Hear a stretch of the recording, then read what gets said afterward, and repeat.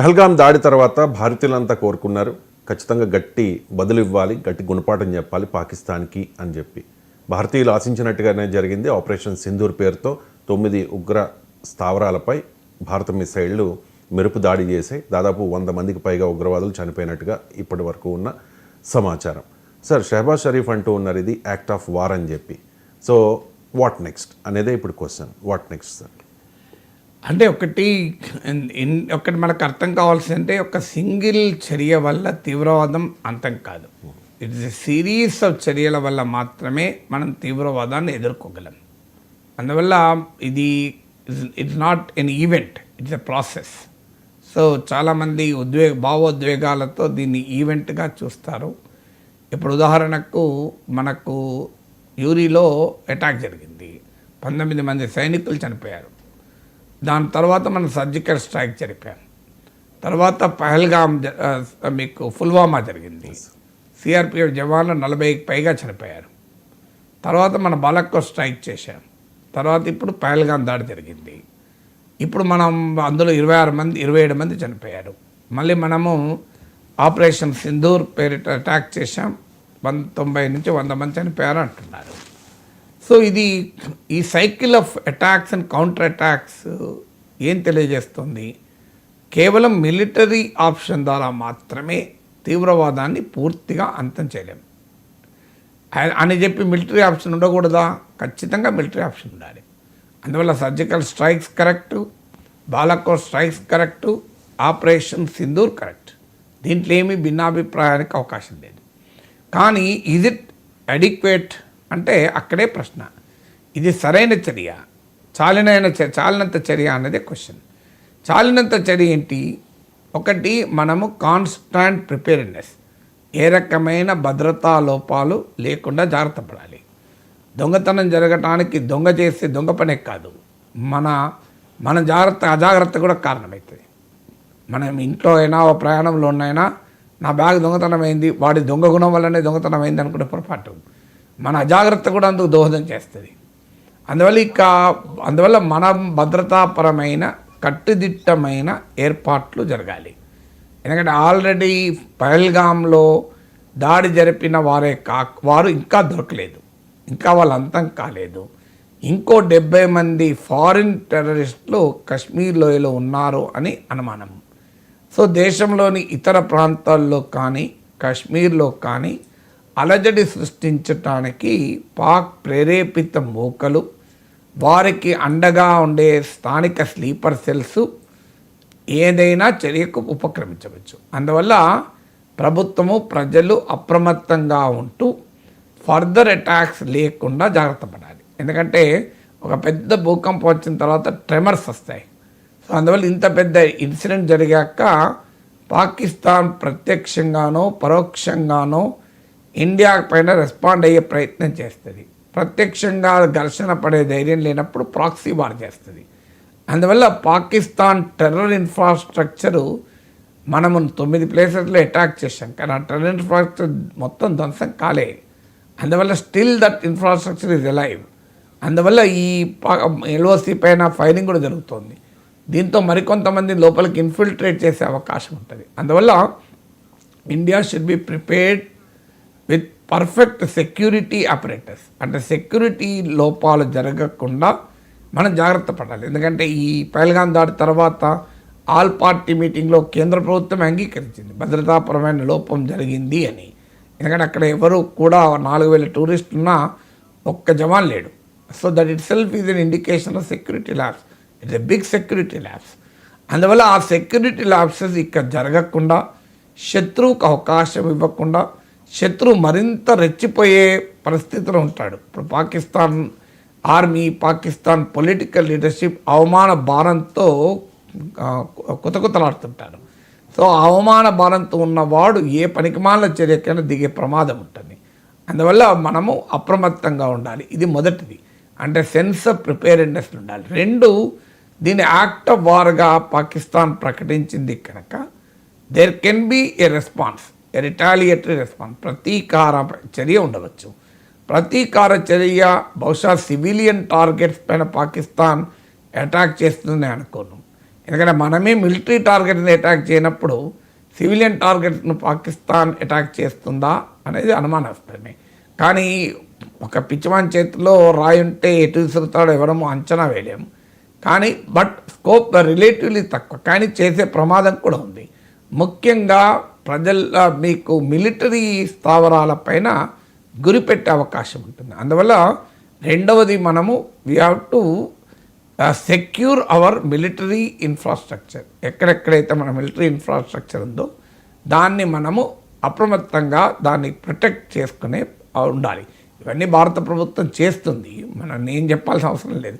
కానీ నేను చెప్పేది ప్రజల కొరకు, మా ప్రభుత్వం కొరకు కాదు. ఇది రెండవది. మూడవది ఏంటి అంటే భారత ప్రజల్ని విడగొట్టే ప్రయత్నం చేస్తుంది ఒక భయంకరమైన ప్రాపగండా. దీనికి మనము పడిపోకూడదు. ఎందుకంటే పాకిస్తాన్ ఎజెండా ఏంటి? ఇండియాను మతపరంగా విడగొట్టాలి. ఇండియాను మతపరంగా విడగొడితేనే తన రెండు దేశాల సిద్ధాంతం, 2 నేషన్ థియరీ లెజిటిమైజ్ అవుతుంది. అందువల్ల ఇక్కడ ఇండియాలో ఉండే కొంతమంది విద్వేషాన్ని రెచ్చగొడుతూ దీనికి ఊతాన్నిస్తున్నారు. మీకు లెఫ్టినెంట్ కర్నల్ వినయ్ నార్వాల్, ఆయన 26 ఏళ్ళ సైనిక అధికారి, పెళ్ళయి హనీమూన్కు పహల్గాంకి వస్తే తీవ్రవాదులు ఆయన మతం పేరు అడిగి చంపేశారు. ఆయన సతీమణి పాప హిమాన్సి అని ఆ చిన్నమ్మాయి, ఆమె ఇంకా ఆ గాజులు ఆమె వేషధారణ చూస్తే కొత్త పెళ్లి కూతురులా కనబడుతుంది. ఆ ఫోటో చూసాం. ఆమె ఒక అప్పీల్ చేసింది, దీన్ని మీరు మతం కోణంలో విద్వేషాన్ని రెచ్చగొట్టకండి, కశ్మీరీలపై విద్వేషాన్ని రెచ్చగొట్టకండి అని పిలిపించింది. అంతే. ఆమె చేసిన తప్పు అనుకుంటా, అది వాళ్ళ కొంతమంది దృష్టిలో. అది ఆమె ఏమన్నది, శాంతియుతంగా ఉందాం, దేశాన్ని ఐక్యంగా ఉంచుదామంటే ఆమె పైన విపరీతమైన ట్రోలింగ్ జరుగుతుంది. పాపం భర్తను కోల్పోయారు ఆ చిన్న వయసులో అనే సింపతి, మానవత్వం కూడా ఉండదు ఆ మనుషులకు. ఆమె పైన ట్రోలింగ్ చేస్తున్నారు. ఎంత దూరం? ఓకే, ఆమె అభిప్రాయం మీకు నచ్చకపోతే అంగీకరించకండి. నేషనల్ కమిషన్ ఫర్ ఉమెన్ కూడా రెస్పాండ్ అయింది. సో ఇలాంటి విద్వేష చర్యల వల్ల శత్రువు లాభపడతాడు. మీకు ఇలాంటి విద్వేష చర్యలు ఎప్పుడు కూడా ప్రత్యర్థులకు ఉపయోగపడుతుంది. అందువల్ల దేశంలో విద్వేషాగ్ని రగలకుండా దేశం యునైటెడ్గా, పొలిటికల్లీ యునైటెడ్, సోషల్లీ యునైటెడ్. ఇవాళ మన ఏకైక శత్రువు ప్రతి భారతీయునికి పాకిస్తాన్ శత్రువు. ప్రతి భారతీయునికి పాక్ ప్రేరేపిత తీవ్రవాదులు శత్రువు. ఈ ఫోకస్ పోకుండా పాకిస్తాన్కు ఉపయోగపడేలా మన చర్యలు ఉండకూడదు. సమాజం కూడా అందుకు సిద్ధంగా ఉండాలి. సో అందువల్ల ఒక దశ దాటి భావోద్వేగాలను రెచ్చగొట్టి పాకిస్తాన్ చేయలేని పని మనం చేసుకోవద్దు. పాకిస్తాన్ భారతదేశంలో రక్తాన్ని చిందించలేకపోతుంది పూర్తిగా. ఒక 26 మందిని పొట్టన పెట్టుకుంది, కానీ నిరంతర రక్తపాతం పాకిస్తాన్ కోరుకుంటోంది. అది పాకిస్తాన్ చేయలేని పనిని మన దేశంలో కొంతమంది విద్వేషాన్ని రగిలించి చేస్తే ఆనందపడేది పాకిస్తాన్ కదా. అందువల్ల India society should be United. శత్రువు పైన ఏకోన్ముఖమైన పోరాటం చేయాలి. 4వది డిప్లొమాటిక్ అగ్రెసివ్గా అఫెన్సివ్. అందువల్ల ఇండియా చేయాల్సిన 4వ పని ఏంటంటే దౌత్యపరమైన చర్య పెద్దది. ఇప్పుడు ఆల్రెడీ మొదలైంది.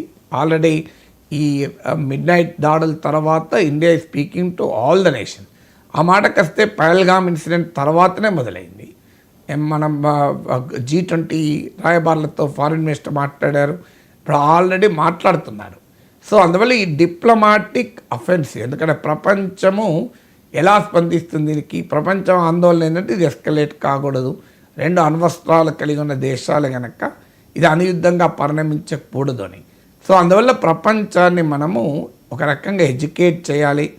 So we need partners, not preachers and foreign minister అన్నట్లు we should bring more and more partners. Global diplomatic offensive ద్వారా ప్రపంచాన్ని మన వైపు ఉండేలా చూసుకోవాలి. 5వది counter the Pakistan propaganda war. Pakistan ఒక భయంకరమైన ప్రాపగండా వార్ మొదలుపెట్టింది. అసలు ఏమీ జరగలేదని మొదలన్నది, అసలు మేమే ఒక 5 ఇలా చాలా చెప్తుంటారు. గ్లోబల్గా కూడా పాక్ ప్రాపగండా వార్, ఇదేదో విక్టిమ్గా దీన్ని యాక్ట్ ఆఫ్ వార్ అని ప్రకటించి మాపై భారతదేశం యుద్ధం చేసింది, మాపై భారతదేశం దాడి చేసింది అని మేము అమాయకులం అనే ఒక వాదన పాకిస్తాన్ చేస్తుంటుంది. ఇది నాన్ స్టేట్ యాక్టర్, మేము కూడా టెర్రరిజం బాధితులము, ఇది ఈ ప్రాపగండా వార్ను మనం కౌంటర్ చేయాలి. 5వది. 6వది నాన్ మిలిటరీ స్ట్రైక్. ఇది నాన్ మిలిటరీ ఆప్షన్స్ కూడా ఉంటాయి. ఆల్రెడీ అది మొదలు పెట్టాం. ఎకనామిక్ ఐసోలేషన్ ఆఫ్ పాకిస్తాన్, దాన్ని ఇంటెన్సిఫై చేయాలి. ఆల్రెడీ సింధు జలాల ఒప్పందాన్ని నిలిపివేశాం. IMF బెయిల్అవుట్ ప్యాకేజ్ రాకుండా IMFలో ఒత్తిడి తెస్తున్నాం. మనకి ఎక్కడున్న అవకాశం ఎంత ఉంటుందో చెప్పలేం, కానీ ఒక ప్రయత్నం అయితే చేస్తున్నాం. Financial action task force terror financing విషయంలో పాకిస్తాన్ ఒక కన్నేసి పెట్టింది.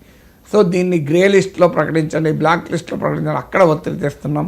పాకిస్తాన్తో ట్రేడ్ ఆపేశాం. ఇప్పుడు పాకిస్తాన్ థర్డ్ కంట్రీ ద్వారా ఇండియాకు పంపించాల్సిన వస్తువులను చూస్తుంది, దాన్ని కూడా ఆపడం.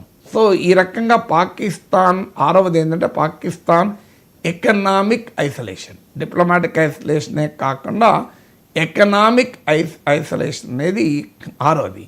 7వది స్టేట్ ఆఫ్ మిలిటరీ ప్రిపేర్నెస్. అంటే పాకిస్తాన్ వెంటనే రియాక్ట్ అవుతుందా, తర్వాత రియాక్ట్ అవుతుందా చెప్పలేం. అందువల్ల ఏమరపాటుకు ఉదాసీనతకు అవకాశం లేదు. So complete state of military ప్రిపేర్నెస్లో ఇండియా ఉంటుంది. సో పూర్తి స్థాయిలో మన ఆర్మీ, నేవీ, ఎయిర్ ఫోర్స్ యుద్ధ సంసిద్ధతలో ఉంటుంది. యుద్ధ సంసిద్ధతలో ఉంటూ తన ఏ క్షణమైనా పాకిస్తాన్ నుంచి జరిపే దుర్మార్గాన్ని ఉంటుంది. పాకిస్తానే కాదు, పాకిస్తాన్కు బంగ్లాదేశ్ కూడా తోడైంది ఇప్పుడు. సో అటువైపు నుంచి కూడా చొరబాటు ఉండొచ్చు, ఎందుకంటే అనుకూల ప్రభుత్వం బంగ్లాదేశ్లో ఉంది కనుక.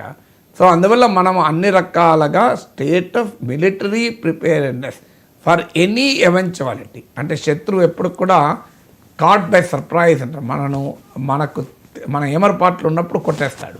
సో అందువల్ల ఆ స్టేట్ ఆఫ్ మిలిటరీ ప్రిపేర్నెస్ ఉండాలి. ఇది 7వది. 8వది పాకిస్తాన్ జరిపేటువంటి పాకిస్తాన్ వైఖరికి భారతదేశ వైఖరికి ఒక మౌలికమైన తేడా ఉంది.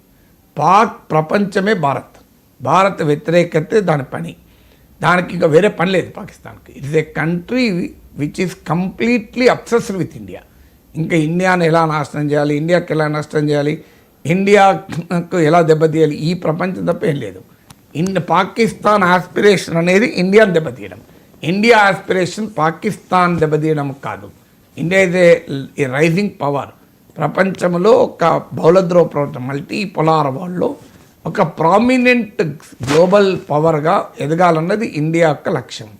అందువల్ల మనం పాకిస్తాన్ పట్ల అప్రమత్తంగానే ఉంటూ we should not be obsessed with Pakistan. ఇది ఒక పనికిమాల దేశం, దీనికి మాకు లెక్కన మా పని మేము చేసుకుంటాం అని పోయినప్పుడు పాకిస్తాన్ ఫ్రస్ట్రేట్ అవుతుంది. ఇప్పుడు మనకి ఇంటి పక్కంతో అటాక్ జరుగుతుంది, ఇంటి పక్కంతో గొడవ జరిగింది అనుకోండి, మన ఇంట్లోనే ఉండి బాధపడుతూ వాళ్ళతో ఇది మాట్లాడుతున్నసేపు వాడు ఇంకెక్కువ ఆనందపడతాడు. లైట్ తీసుకొని నన్ను బండి వేసుకొని ఆఫీస్కి వెళ్ళిపోయాను అనుకో, వాడు ఫ్రస్ట్రేషన్ పెరిగిపోతుంది. అదేంది వాడు నా గురించి ఆలోచిస్తున్నాను కూడా ఆలోచిస్తలేడు అంటే నువ్వు లెక్కన అనాలి, నా జీవితంలో నువ్వు ఒక చిన్న విషయం అన్నట్టు. సో ఇలా పాకిస్తాన్ అనేది ఇండియాకు చిన్న విషయం. ఇదొక ఇరిటెంట్. ఇప్పుడు మన చెవులలో ఈగ ఇటు అటు ఎగురుతుంటుంది కదా. ఇప్పుడు నేను ఇక్కడ మాట్లాడుతున్నప్పుడు అప్పుడప్పుడు స్టూడియోలో ఓ దోమ తిరుగుతుంటే చెవు దగ్గర ఇబ్బంది పెడుతుంది. నేనేం చేయాలి, దోమని ఇలా అనేస్తా, నా పని నేను చేస్తా. కానీ మీరు బ్రేక్ ఇవ్వండి రవిశంకర్, నాకు ఈ దోమతో ఇబ్బంది పెడుతుంది అని అనుకో, దోమ ఆనందపడుతుంది. పాకిస్తాన్ కూడా అంతే. భారతదేశ ఒక అభివృద్ధి ప్రస్థానంలో ఒక ఇరిటెంట్ మాత్రమే అది. అందువల్ల Pakistan should learn India's journey will not stop, India's rising status will not stop అనేది పాకిస్తాన్కు తెలియజేయాలి. సో అందువల్ల we have full work at hand. So ఇవి అన్ని ఫ్రంట్లో పాకిస్తాన్ పైన ఒత్తిడి పెరగాలి. ఎందుకంటే ఇది ఒక్కరోజు పని కాదు, ఒక్క ఈవెంట్ పని కాదు, ఒక్క ఇన్సిడెంట్తో అయ్యేది కాదు. So there should be a comprehensive and continuous effort. So ఆ దిశగా భారత ప్రభుత్వము, భారతదేశం